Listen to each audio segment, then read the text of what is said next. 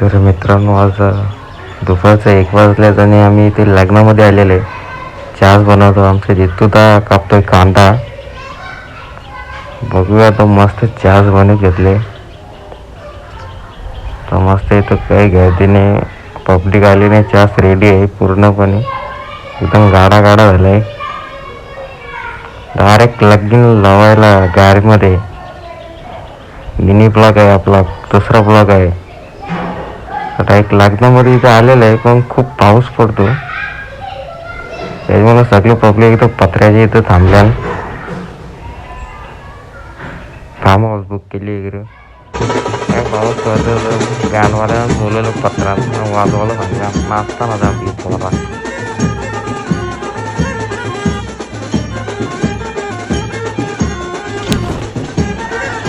तर मित्रांनो, आपला निखिल दादा नवरा